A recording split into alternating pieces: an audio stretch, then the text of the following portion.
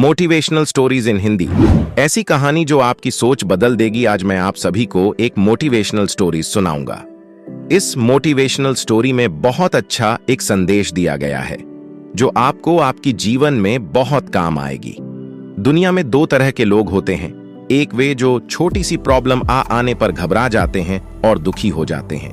दूसरे वह लोग होते हैं चाहे कितनी भी बड़ी मुश्किलें उनकी जिंदगी में आ जाए लेकिन वह हमेशा खुश रहते हैं, हर प्रॉब्लम में अपने आप को संभाल लेते हैं। एक वे जो जिनके पास सब कुछ होते हुए भी लेकिन वह हमेशा दुखी दिखते हैं, आपको हमेशा वे दुखी ही मिलेंगे। और दूसरे वे जिनके पास कुछ हो या ना हो लेकिन वह आपको हमेशा खुश दिखते हुए मिलते हैं, मुस्कुराते हुए मिलते हैं। आज हम ऐसे ही एक मोटिवेशनल स्टोरी इन हिंदी के बारे में बात करेंगे। ये कहानी ऐसी है कि आपके जीवन में हजारों मुश्किलें या बड़ी परेशानियां क्यों ना आ जाएं, लेकिन ये कहानी आपको हर मुश्किल में रहना और मुस्कुराना सिखा देगी। तो चलिए सुनते हैं आज की मोटिवेशनल स्टोरीज। एक बार एक फकीर एक देश की यात्रा पर निकला। जब रास्ते में रात हो गई तो वे एक व्यक्ति घर रुक गया।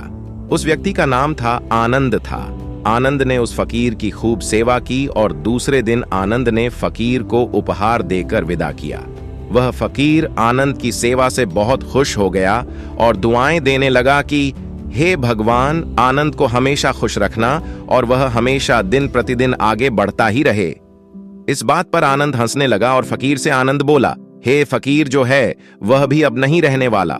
इस बात पर फकीर आनंद की तरफ देखता ही रहा और वहां से आगे चला गया। कुछ साल बाद फिर फकीर आनंद के घर आया और देखा सारा धन और सारी संपत्ति सब कुछ चला गया है। आनंद एक गांव के ही बड़े जमींदार के यहां नौकरी कर रहा है। वह फकीर आनंद से मिलने के लिए वहां चला गया। आनंद ने उस अभाव में ही उस फकीर का स्वागत किया और झोपड़ी में ही फटी चटाई पर ही बैठाया। उसके पास खाने के लिए जो रूखी सुख रोटी थी वह खाने के लिए फकीर को दे दिया। जब फकीर वहां से जाने लगा तो उसके आंख में आंसू था और फकीर कहने लगा, हे भगवान, तुमने यह क्या किया?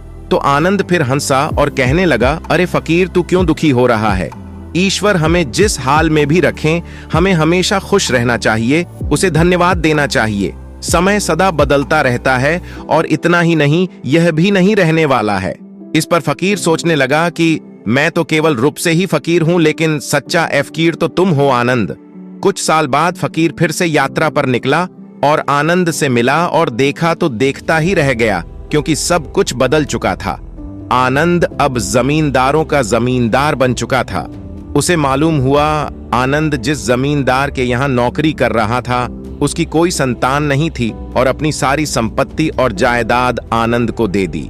फकीर बहुत खुश हो गया और आनंद से कहा, अच्छा हुआ वह जमाना गुजर गया, भगवान करे अब तुम ऐसे ही बने रहो। यह सुनकर आनंद फिर हंसने लगा और कहने लगा, फकीर, अभी भी तेरी नादानी बनी हुई है। फकीर ने फिर आनंद से पूछा, क्या यह भी नहीं रहने वाला? तो आनंद ने उत्तर दिया, हां, या तो यह चला जाएगा या फिर इसको अपना मानने वाला ही चला जाएगा। यहां पर कुछ भी रहने वाला है ही नहीं। अगर कोई चीज शाश्वत है तो वह है हमारी आत्मा, वह है हमारी मन की शांति, वह है हमारे मन का सुकून, और बाकी जो कुछ भी है वह हमेशा रह ही नहीं सकता। फकीर ने आनंद की बातों को बहुत ही ध्यान से सुना और वापस चला गया। कुछ सालों के बाद फिर फकीर जब उस गांव से गुजरा तो आनंद का महल तो है लेकिन उसमें आनंद ही नहीं है। उसमें कबूतर गुटरगू कर रहे हैं। आनंद अब इस दुनिया में नहीं रहा, उसकी मृत्यु हो चुकी थी। वह फकीर मन ही मन सोचने लगा कि यह एक इंसान जिंदगी भर कितना दौड़ ढहता रहता है और रोता रहता है, दुखी होता रहता है।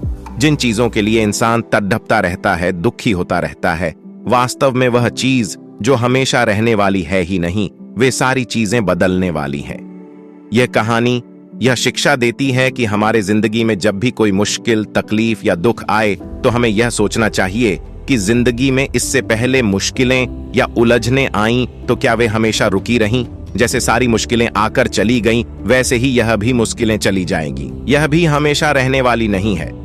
तो आप हमेशा याद रखिए कि जिंदगी में कितना भी बड़ा दुख क्यों ना हो, वह हमेशा रहने वाली नहीं है।